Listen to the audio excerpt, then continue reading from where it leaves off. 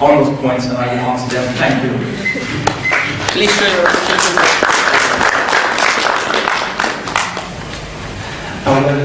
All of the speakers.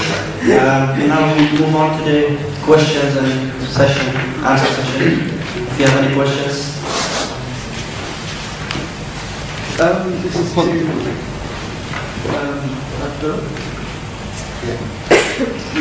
you said, why should the alpha male become more and more powerful and the weak become destroyed? And then you said later on about a contract in which why shouldn't the downtrodden send revolt? So it's sort of you're saying, well, both really. So there's a reason why the alphas shouldn't destroy all the weak, because then the weak will revolt against the alphas.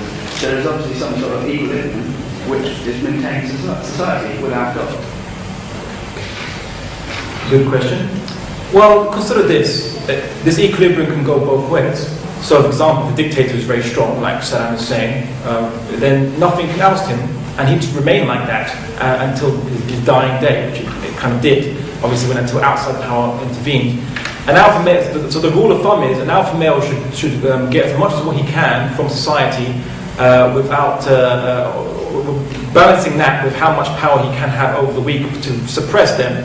And of course, the weak can go out, can be rebellious if they have the capacity to do so. So what you're saying now is essentially that the strong can keep doing what they're doing, and they just have to be clever about it. And the weak can try to rebel if they can, but if they can't, then they have to remain suppressed or undermine society in all other ways.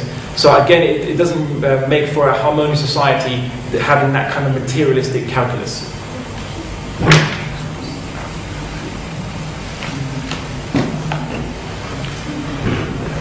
My question is to Robert. Well, if we don't require God, for morals, then we will follow the morals even if they evolve and change by time. And in this country, for instance, a few decades ago, you walk in the street in miniskirt, it's not right, it's immoral. Nowadays, it's fine. Now, if those morals evolve to the level that killing disabled people is fine because scientists said, well, that will make that society function. Would you agree with this? Will you be happy because morals evolve to this level? Am I always happy with the way morals change? Is that what you're saying? Yeah, models change, so will you be happy if they go to an extreme like that? No, I think I'd be happy with some changes in morality. I think there's room for improvement in the world in which we live, but I wouldn't be happy. I wouldn't be happy with all changes. No, maybe if I lived in the future and knew more than I know now, I would be happy with certain changes. But I can only speak from my current perspective, from what I know and think now, and I expect some changes I applaud and some changes I'm working for, and other changes I might not like. I don't think change in itself is a good thing, but what I do worry about is that reliance to an unchanging set of laws is potentially a very dangerous thing. And it also means that people of different religions, there's no way of reconciling the two. Whereas as atheists would try and appeal to common ground, shared human values. My question to Robert is, he said you'll be happy with morals changing, but how do you stop them from changing to that level? Because with our morals will stay the same from the Quran throughout time, so how would you prevent when you start the question, stop them getting to that level? Well, I would, if I thought, I'd look at why people said they thought something was right.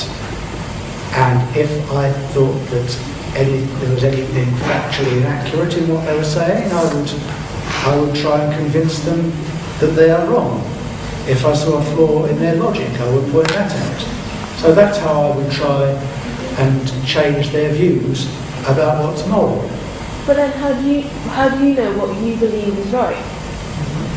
Well, I think that I take quite a scientific view. Now, science has been wrong in the past, and I'm sure some of the things scientists believe now are wrong. But science demonstrates its own usefulness in a way that religions don't. There are loads of different religions in the world, and Christianity is more popular than Islam. If we were going to play the numbers game, then Christians are right and you're all wrong. So religions don't demonstrate their own utility in the way science does. Science isn't perfect, but I think as far as getting to the truth goes, consistent discovery of truth is a good criterion for discovering how useful something is for getting truth. And science has put a man on the moon. It gives us the technology we see around us. If the scientific method, if the fruits of that, if the scientific method was erased from history, we couldn't have any of the technology that's in here today. If religion was erased from history, I doubt we'd notice much difference. It doesn't give us anything that we couldn't get from non-religious sources. Okay, so... Can you have a question for Roberta? No, Sorry, I just wanted to rebuttal what you just said. If you're saying that, isn't it true though? Isn't it true though that a lot of scientific knowledge that has been acquired has actually come from texts like the Quran? Well, the thing about the Quran, I've heard Christians make similar arguments for the Bible.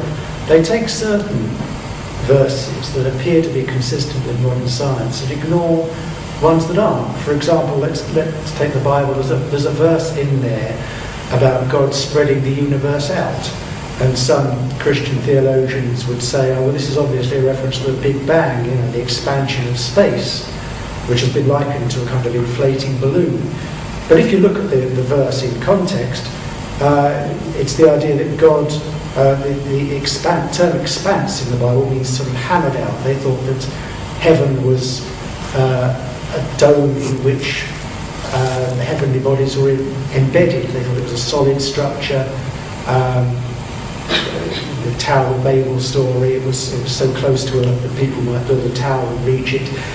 What seems at first, oh yeah, that sounds quite scientific, turns out to be nothing of the kind. Now, I've seen references in the Quran, there's a wonderful description of, this might have been the Bible as well, something about how embryos were made. But there's a Bible verse that says I was formed in the depths of the earth, and there's another verse that says, I was formed some other way. All kinds of poetic. If you give yourself enough poetic verses, you can find something consistent with just about anything. But what you have to do is look rigorously at all of the evidence, not just cherry pick the bits that seem to fit with scientific ideas. So there's no convincing idea that scientific foreknowledge is found in the Bible. I've seen examples in the Quran, I can't quote any, but I've seen Muslim websites, the Quran's wonderful, it foretold this, this and this. And when I've gone back and looked, it struck me that there's a simpler sort of folk explanation around at the time, that it hasn't anticipated modern science, that these are coincidences. Can you give a response to Yeah. this particular question? Well, I'd say it's essentially that I think we have a lot to thank religion for. The sciences, the Renaissance in Europe, where did it come from? Cambridge University, it was Cambridge or Oxford. Where did it start off from? It started from this Muslim books brought over from Spain into England, and they were started teaching at a monastery, and then it developed into university. The Muslims developed the modern scientific method as we know it, the ward system in hospitals, and many countless other things. I think if it wasn't for religion transforming backward nomadic Arabs into ones of inquisitive, progressive civilization, then we would be 500 years behind, perhaps, arguably, and than we are now. So I think that we have a lot to thank this religion for. I did actually forget the original question because you made a a lot of detailed response. What was the original question, sorry? No, the question was, I can't remember.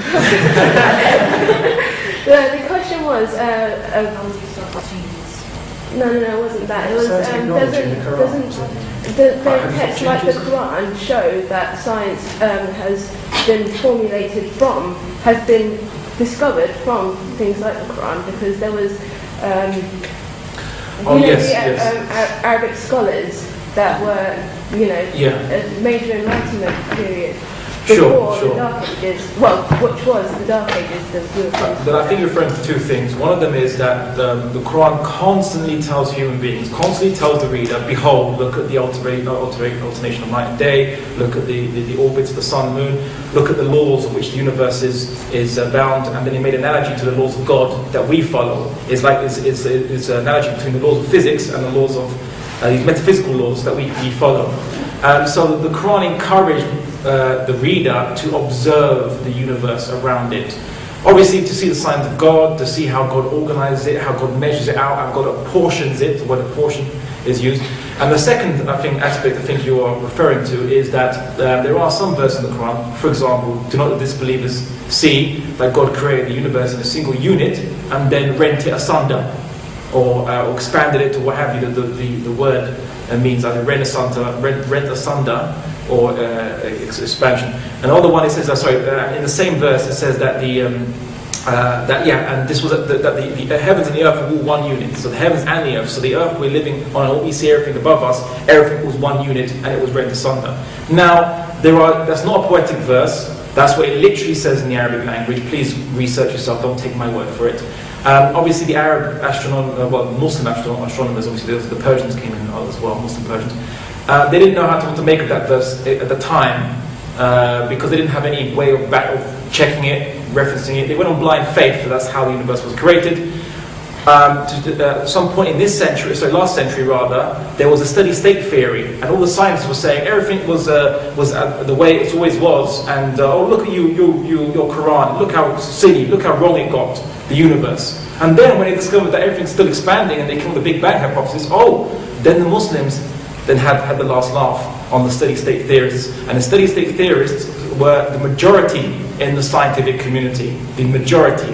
And the person who came up with the Big Bang actually was a derisory term for the people who actually thought of it. The Big Bang actually meant to be derisory.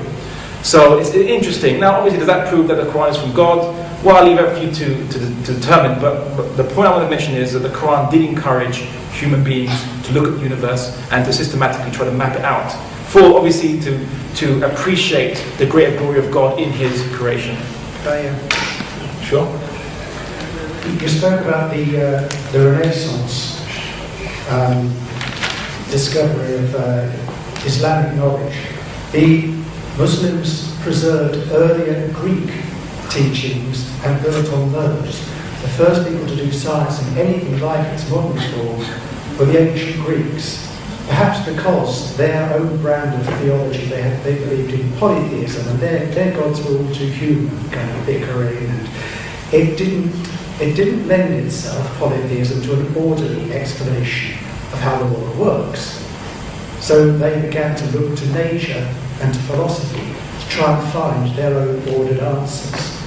Now God, and the point was made that God's a kind of divine order, and God makes the laws of physics, he makes the laws, he makes prescriptive laws of ethics. And that very idea of God as a source of order, I think actually retarded the progress of science. We already know the source of this order, so don't bother looking for it. It was God. God did it. What causes the earth to spin? God. Who made the earth? God. Why are there this many planets in the solar system? God wanted it that way. As long as every question is answered with the word God, scientific inquiry is impossible. Scientific inquiry works only because we don't know the answers. You mentioned the idea of the Big Bang theory being consistent with the Quran. The Big Bang holds that space, not only that space began, but that time began. And if you have a beginning to time, you can't talk of anything causing time. or even causing the Big Bang. All talks of causation break down. So the Big Bang, far from being consistent with a theistic explanation, is actually runs contrary to it. It leaves no time in which God could do any creating. Now you could say, well, God, unlike absolutely every other single cause we know about, works outside of time. Well, if theists are allowed the luxury of saying that, atheists can say, well, the universe, unlike every other thing we know, doesn't have a cause. You know, if Muslims can have one law for God, one law for everything else, then atheists can have one law for the universe and one law for everything else.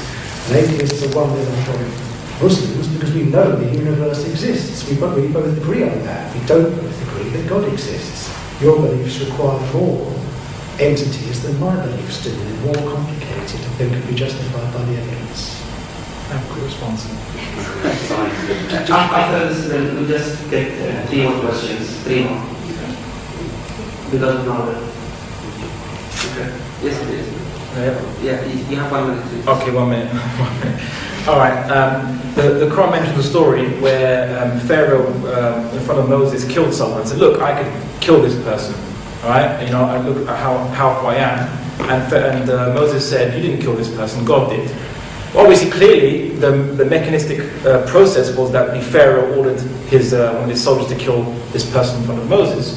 But all things ultimately are determined by God. Just because God determines things doesn't mean there's a mechanistic process not at work. And we want, as Muslims, we're encouraged to look at the mechanistic process by which God brings about His will, that we appreciate the will of God. Hence, we investigated the universe to look at these mechanistic processes that we could see. And the last point he mentioned, he said that I could posit that the universe was uncreated. Well, I'll tell you what, here's my criteria. You can only say that if the universe is infinite, unchanging, and unlimited.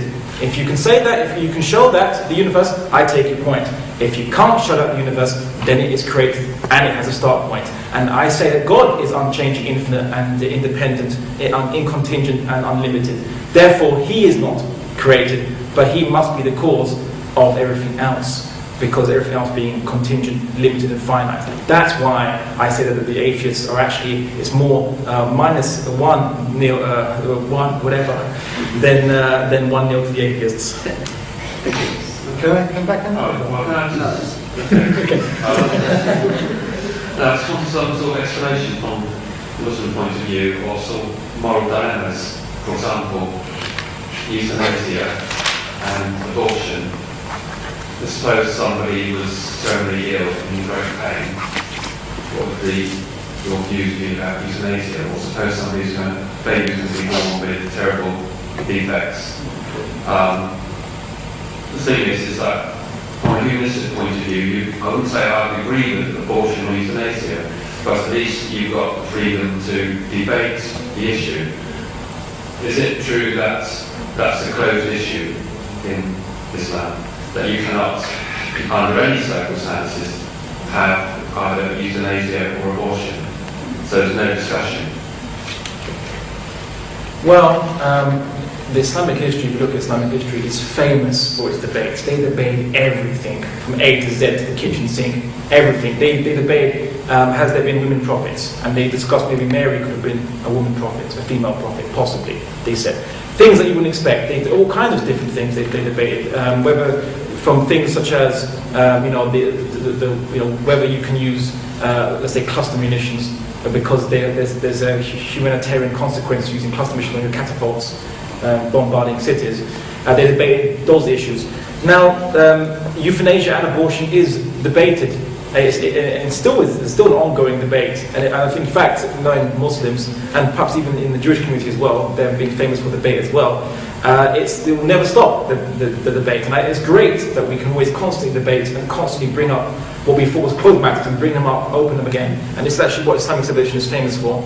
In terms of euthanasia and abortion, all I could tell you is my opinion, which I adopt from a particular jurisprudent. There are many other jurisprudents that might disagree. So if you want my personal opinion, then, for example, I would say that, not my personal one I derived, but I adopted from a jurisprudent, I would say that euthanasia is forbidden because it's suicide. And of course, abortion, there are exceptions. Obviously, if a woman is raped and many other issues, maybe if the woman's going to die, the various scholars have said that it's better to save the woman than the child dies, if that's unavoidable. Now, those are the situations. Now you might ask, but what about the suffering involved? There is suffering involved. You see, suffering, I feel, is here to remind us that we're not in this earth to just enjoy ourselves. Because suffering is part of life. You have pain receptors. Nature, whether you want to call Mother Nature or God, whatever you want to call it, saw fit to give you pain receptors, to make you be able to appreciate frustration, hatred, anger, and obviously shock, and many negative emotions. Why is that? Because surely, if nature put this there must be a reason for this. And it is part and parcel and necessary of the human existence. What is that for? I would argue is because it's there, it helps us in our cause to worship God. But obviously an atheist might say something else, but that's my take.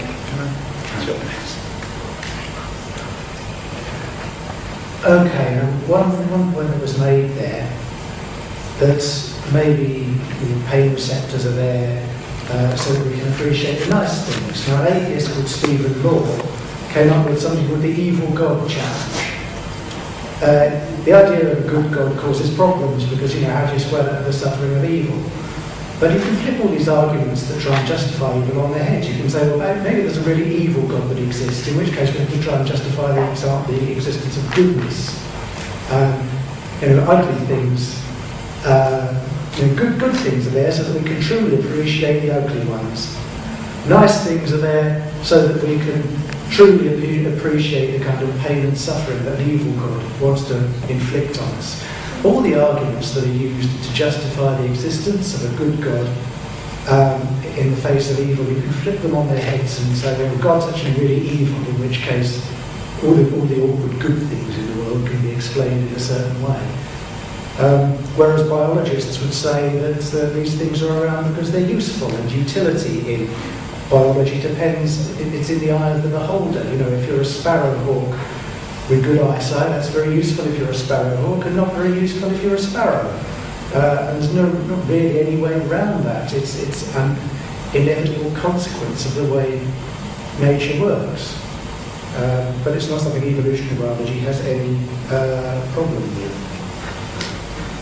So one more question.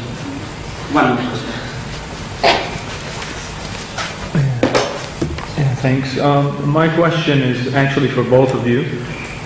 Now we all know about the Nazis and the Holocaust. So my question to the atheist is, from what objective standpoint can you condemn that? Not from a subjective, personal standpoint. And to the Muslim, what's your basis for condemning the Holocaust? What actually makes it wrong? So I think that can sum up the entire debate, this question. Thank you. Okay, well, I think it's wrong because I could justify, I couldn't. Objectively, it's difficult.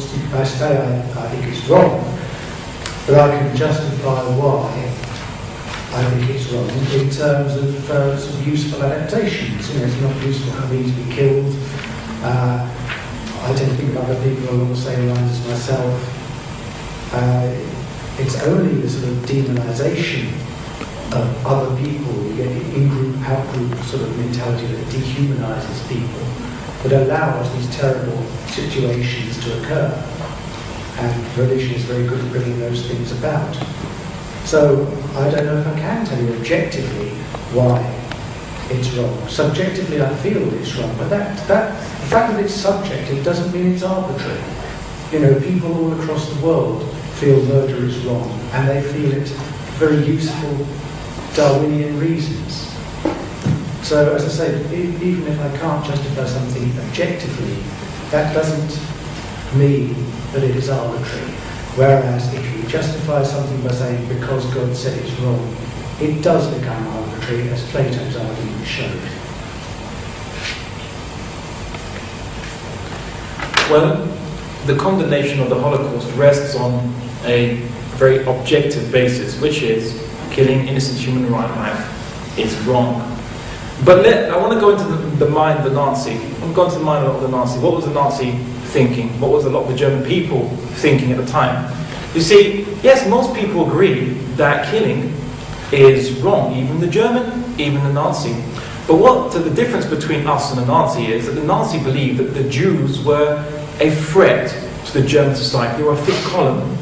It's much like what far-right people think Muslims are now. We are the new Jews, so to speak, in Europe. So in the Nazi Germany, when they would make cartoons about Jews and when they would demonize the Jews, and people complain, they would say, you're against my freedom of speech because I'm trying to exercise my freedom of speech to defend this society from an insidious threat, which was, in their mind, in their warped mind, the Jews. So for them, they did, these were normal Germans, they weren't all psychopaths, normal Germans who would, pat their dog on the head and, play with their children and so on. Hitler was very nice with children, he was very nice with his family. But in his warped mind, he saw the Jews as being subversive, and so he did the natural, what you call the materialistically natural thing, which is to eliminate the threat as he saw it. And this is being invoked even today. I've seen people, quote-unquote normal people even, saying that Muslims are a threat in the West and they should be dealt with. Some of them don't go to talk about what they mean by dealt with. Some do. They just said get rid of the Muslims, kill them, eliminate them, and they're even open about it. Even, Nick Griffin, in that, the Question Time, he laid into Islam, and everyone took issue with everything else he said, except what he said about Muslims and Islam. Isn't that interesting? It's funny how the social hysteria can make people commit immoral actions, whereas there are Christians and Jews who say, even if they agree, and they say, well, yeah, Muslims might be a detriment to society, but we must always hold ourselves to a higher standard.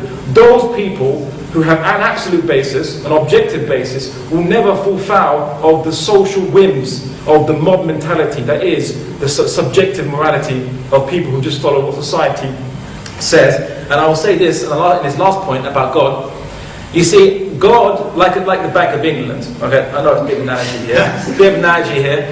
If you're an economist, you probably view it like that. But anyway, the Bank of England, because it's a recognised authority, people will say, whether the Bank of England says it's legal tender, you will say it's legal tender. You will use this currency. Everyone will use this currency because the Bank of England has the final say. Much like the dictionary has a final say. If I debate with him as to what word means something, maybe this word means something to me. Maybe I believe the word gay means happy. He believes the word gay means homosexual, and we argue about this. We say, look, we can resolve this. We go dictionary. What does the dictionary say?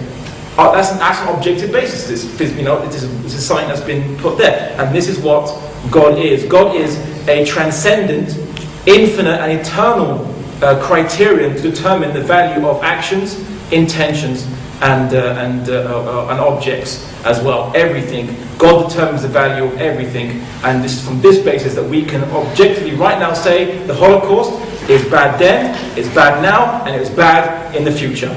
Thanks.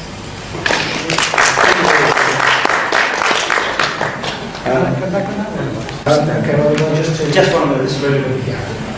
Okay, well, I would say that Hitler invoked religion several times in his speeches. He said, I'm called as a Christian to fight against the Jewish poison.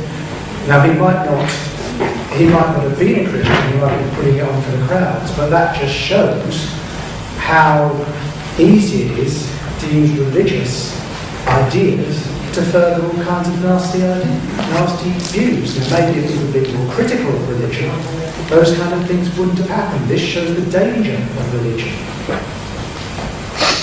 And Hitler was actually a deeply superstitious person. He wasn't a rational person at all. Would you like to? Yeah. Oh, sorry, I thought that was the... No. All right, okay. Yeah. Dr. Stoffel will make his final concluding remarks. Okay, to sum up, I don't think my criticisms of religion have been answered. The religious basis of morality. I still haven't had a response for why living things have more value than insensitive objects. I still haven't had an answer to where God got his moral values from and why he deserves credit for being good, for giving people his being good and never acquired goodness. To me, the idea of God is just unnecessarily complicated.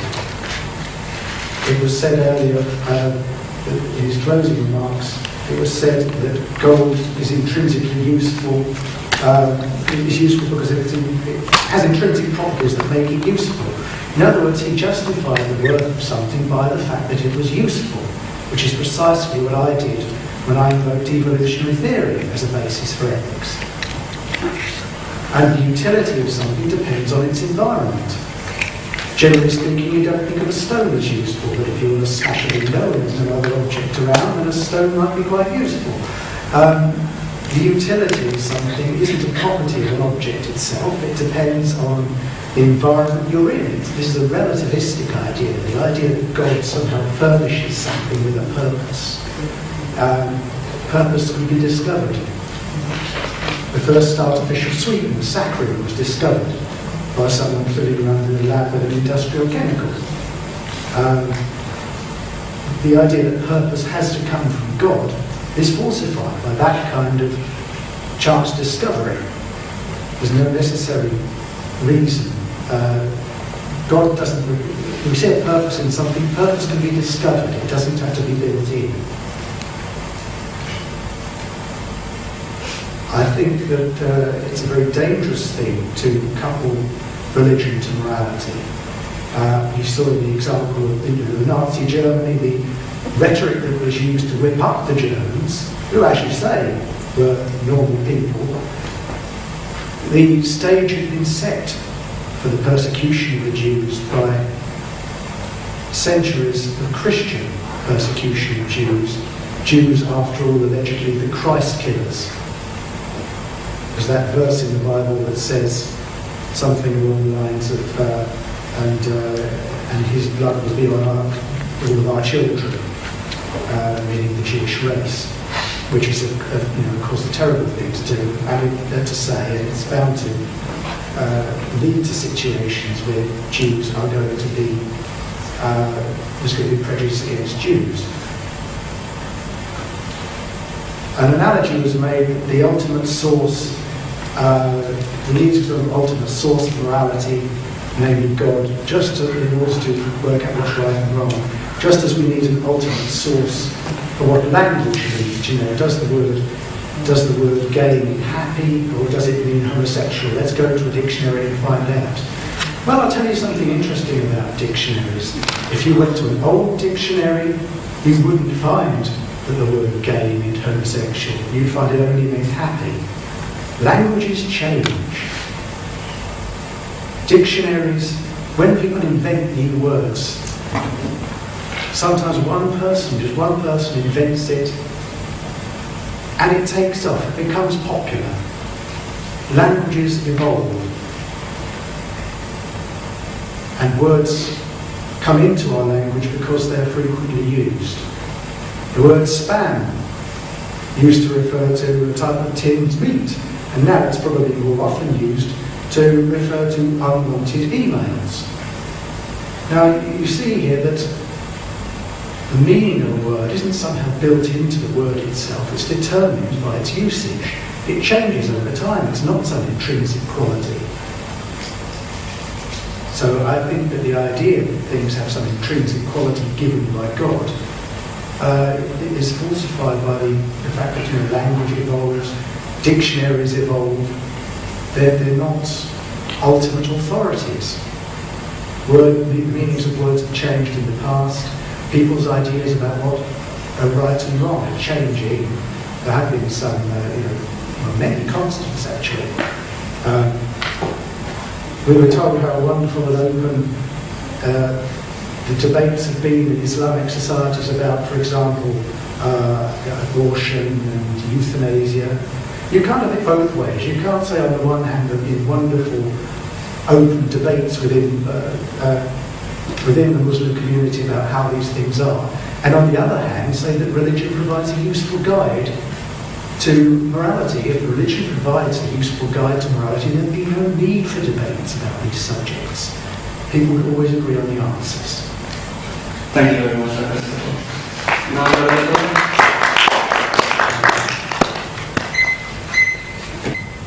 all right. I'm going to try and answer all the points which I couldn't answer in my last rebuttal as quickly as I can. Basically, he said the rhetoric of Nazi Germany was religious. Check your history. It's actually nationalistic.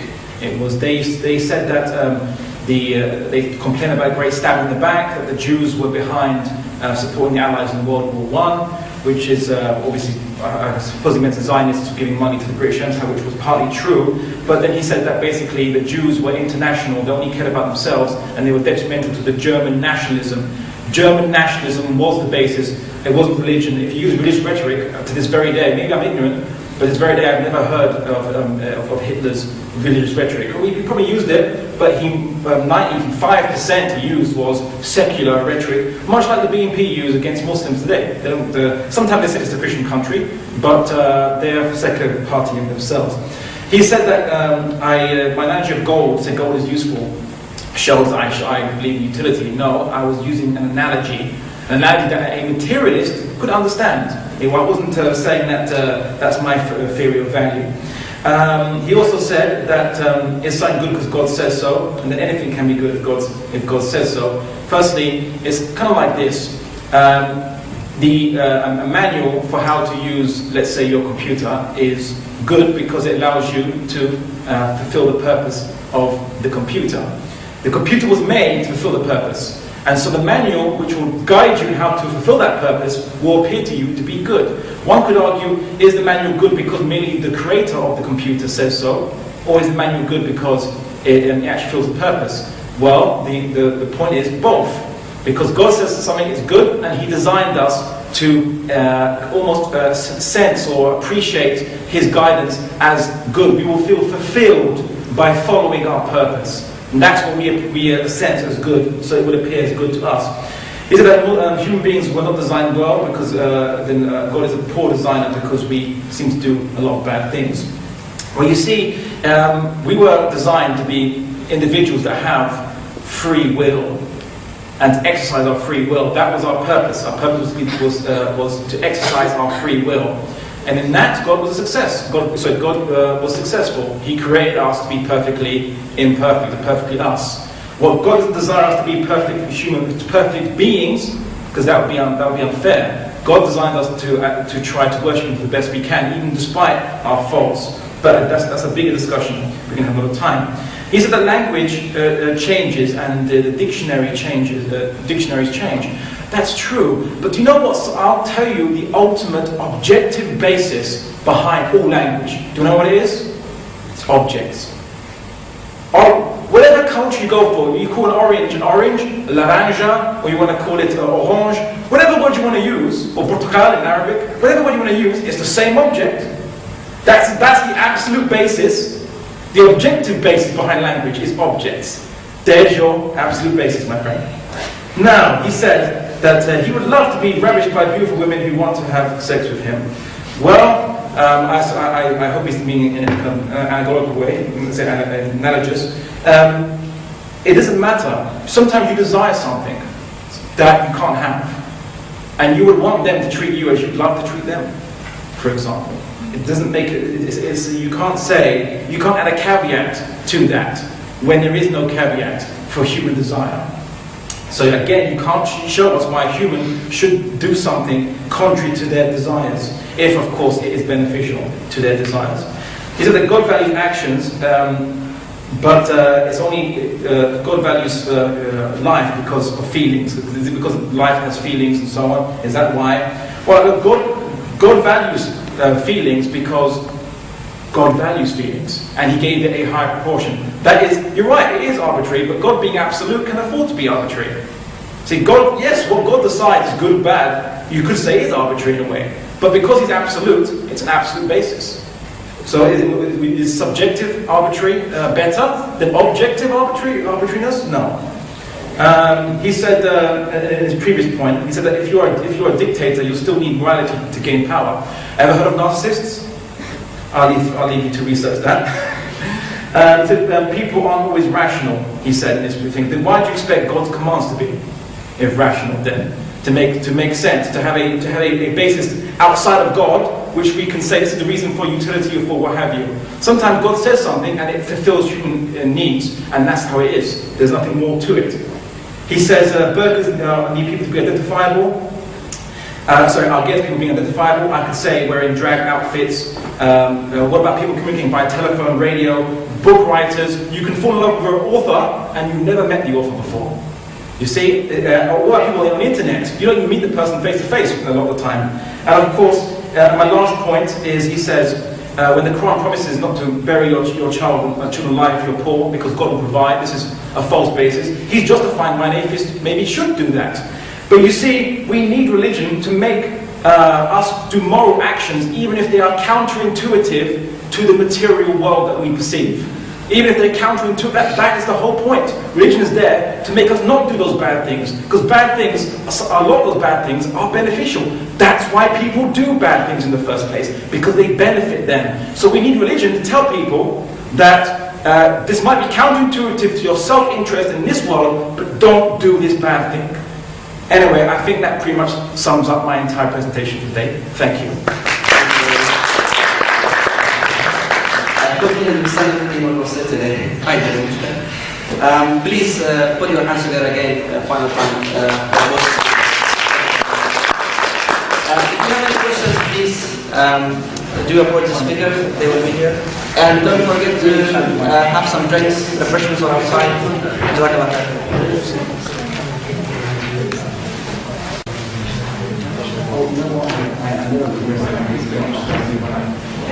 Subject to